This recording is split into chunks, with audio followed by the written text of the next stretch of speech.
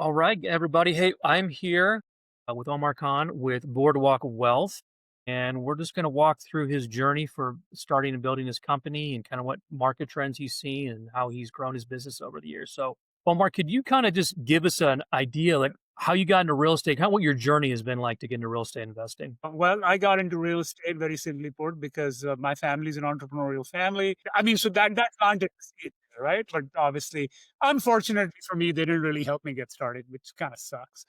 But my background's in investment banking and finance. So I did that for about 8, 10 years. And when I moved here from Canada, it was put up or shut up time, right? Because y'all keep, at least I would keep saying, "Oh, I want to do my own thing. I have to do this. I have to do that." And then I had good experiences, great Rolodex, and now it was time to put pen to paper. And that's how I basically got started. But the impetus was to be an entrepreneur. That's something coming from the family. And the other deal was that when I looked out into the future, I realized that look, I wasn't gonna become a Mark Zuckerberg or a Bill Gates.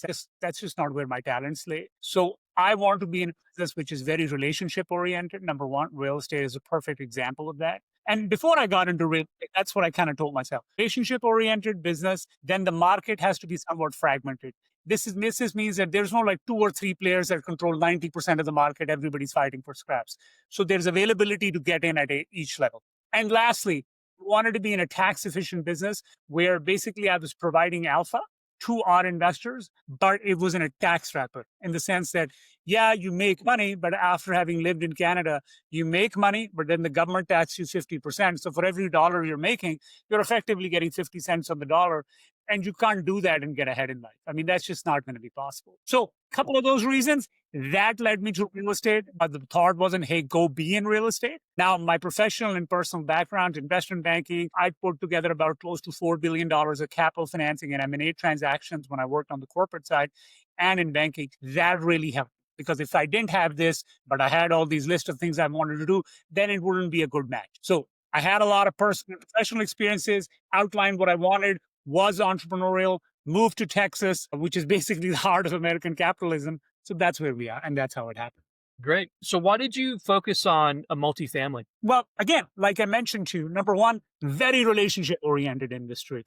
And it's fragmented in the sense that I was reading a stat that the top 25 owners in the country own less than 11% of the entire stock. Now, compare this, say, with banking, where you'll have the top four or three people like JP Morgan, Chase, Citibank, Wells Fargo, Bank of America. They control something like 60, 70, 80% of the market. Just look at how much the difference is. In this case, you are able to now not only be in a private market, which means if you have relationships, you can get a better deal than somebody with just a bag of cash. Because think about it. If you are a rich person, you want to go buy the S&P 500 index. You can just buy more than me. And there's nothing I can do. You can click a button, go to your brokerage, buy it. But in real estate or other private transactions, I have an edge because you could be somebody with a lot of money. You do not have the relationships. You do not know how these things operate. So your money, while important, is kind of useless because you cannot deploy it. Number one. Number two, as I told you, top 25 owners control less than 11% of the market, or that's the stat I read. This means that for all the other people out there, you can get in at various levels. You don't have to start at the top. You don't have to be in the middle. You can start and scale up over a period of time. And lastly, a lot of tax write-offs that are available in multifamily far exceeded from my research, at least whatever was available in retail and industrial, which were the other two verticals that I was thinking about. That's why I went here. Got it. What are you seeing any trends right now in affecting multifamily investors? Yeah, I mean, look, first of all, we were always operators to begin with because I'm coming from an operations background. I understand real estate as well as capital markets, given my background. So we have always been very diligently operating, always beefing up on the operation side.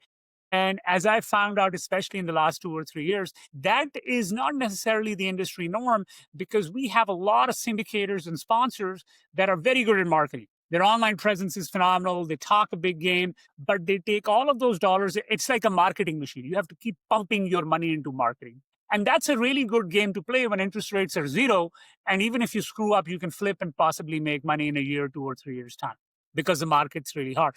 But in the last 2 or 3 years, what I'm really realizing is people that have an operations platform that we do, they are able to survive a lot of problems that are killing other people. So to give you an example, in the last 12 months alone, we have taken over about 1,500 apartment units, various communities, from trouble syndicators that didn't really have their operations down, didn't really do the underwriting, didn't really do the management. And that's where we step in with our management platform, our resources, and our relationship, and we're able to turn the ship around. Now, obviously, we don't do it for free, but this allows us an edge. So, what I'm really seeing from a trends point of view is investors, hopefully, I think they're waking up to the fact that you can't just be with somebody that talks the talk, you have to be with people that walk the walk.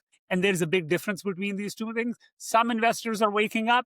I think this is part of the education process. And as they realize this, they are going to go to more and more investors, more and more sponsors like Boardwalk Wealth, who have fully built out management teams, who reinvest back into their business. And it's not just a marketing exercise. Got it. You had mentioned some other syndicators that weren't having much success. How are you guys evaluating the deal? Like, what does your infrastructure look like different than somebody else's to make sure that you guys are not in that situation where you need help?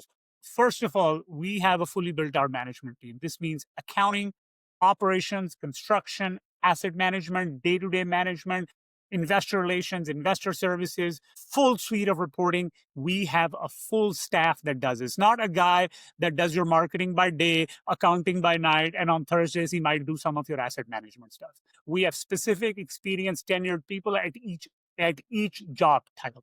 That's their only job. They're not trying to do five other things. That's step number one. Step number two, as a lot of folks are realizing, a lot of investment, especially real estate investment, isn't necessarily trying to do intelligent things. It's trying to do not stupid things.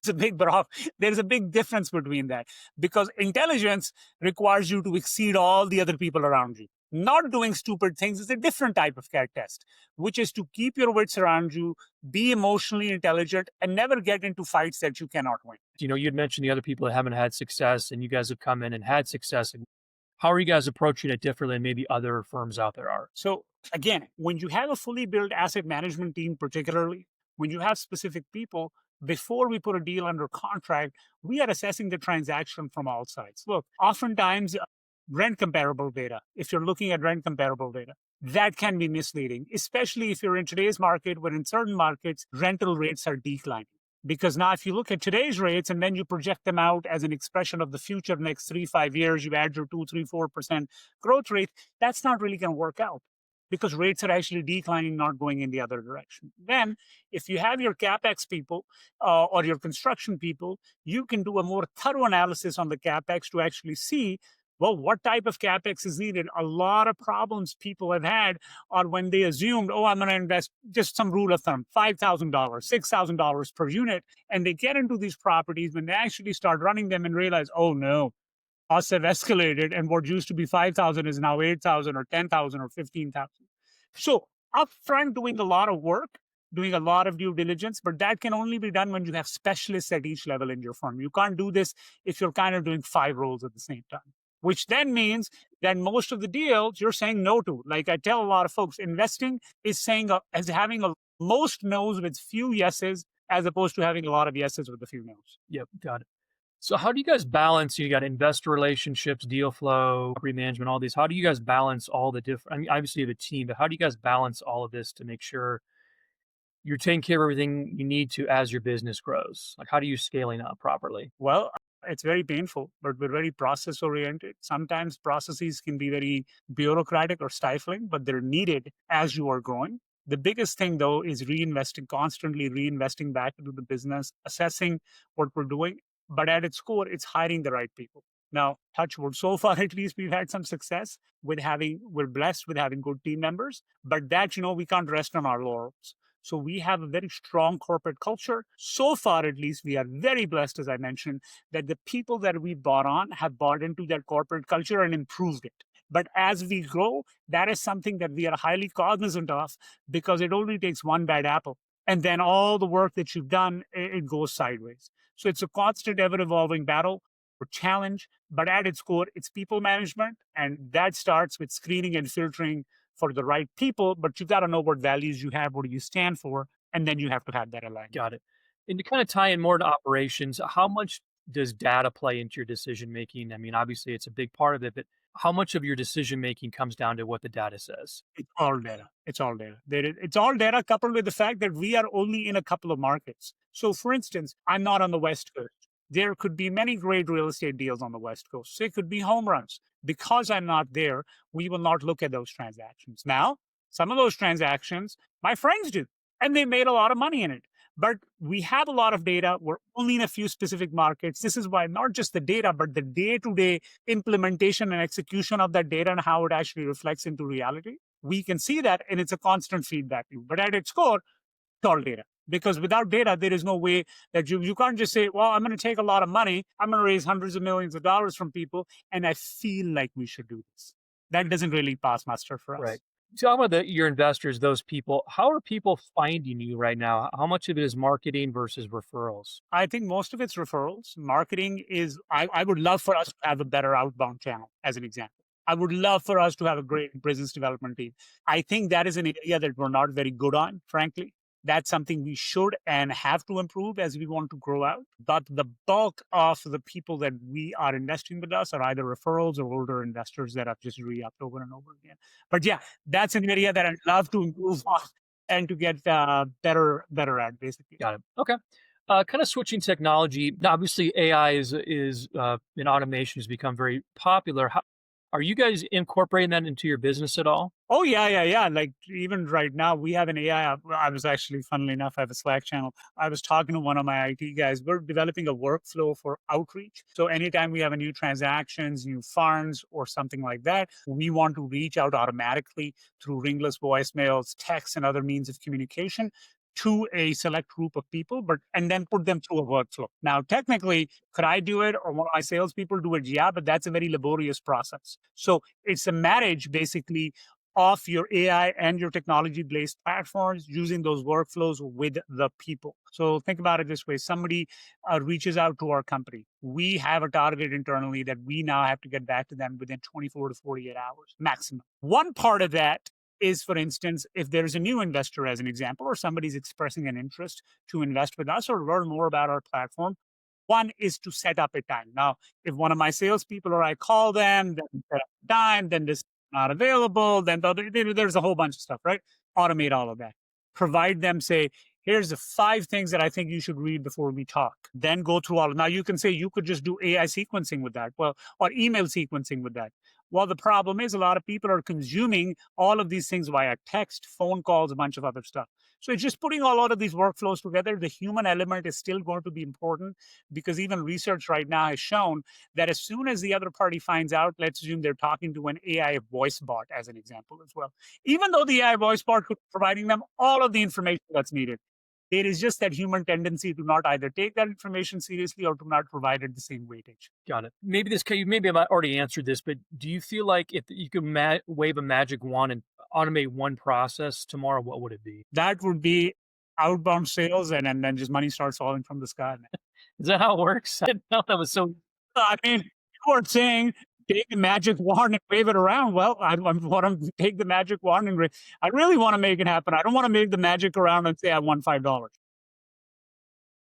Okay. So as you've grown this business, obviously you look forward. Do you have an idea like, hey, in 5 years, 10 years, this is where I want the business to be, or just in general, like real this the growth of your business, where do you see it going in the next 5 to 10 years? So that's a good question. Because we're a manager, oftentimes we get stuck in the weeds. From our side, we want to have multiple product offerings in the next 3 to 5 years, evergreen offerings. These are on the fund side. We've just hired a new salesperson to sell via the the RI and wealth manager channel. That requires us to level up and beef up basically on staffing there. There's a lot of compliance issues there. So in the next 3 to 5 years, we fully expect to have 2 or 3 funds that are evergreen funds, ESTs and that sort of like, pitchful vehicles. We're doing deals on a deal by deal basis. Another element that I see to add on in the next 3 to 5 years is to continue building our platform and go from the typical $30-50 million a year in equity raising to about $70 to $100 million. Last question, just for people listening right now that are looking to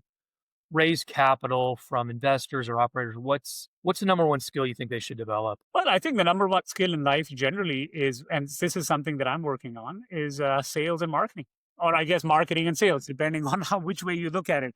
So I think that would be it. But look, if you are a capital raiser, as an example, or an equity provider, don't try to do everything. Don't try to be an operator, this, that. Don't do that. Focus on one thing. One thing might be raising money, one thing might be something else. Just focus on that one thing. Really nail it down and partner with top of the line sponsors like ourselves. As an example, we have lots of equity partners. They rely on us for our expertise in managing, deploying, and then successfully exiting these transactions and operating on a day to day basis, right? All the trains are running on time. The K1s are on time. The accounting reports are on time. Occupancy is being done on time. Getting into transactions, refinances, sales are on time. They rely on us for that. We rely on them for the fact that they're raising and providing equity to us. But when they focus on their core competency, we focus on our core competency, everybody's going ahead. Thank you, Omar. I really appreciate it. No worries. Look, looking forward to talking and let me know if there's anything I can do for you.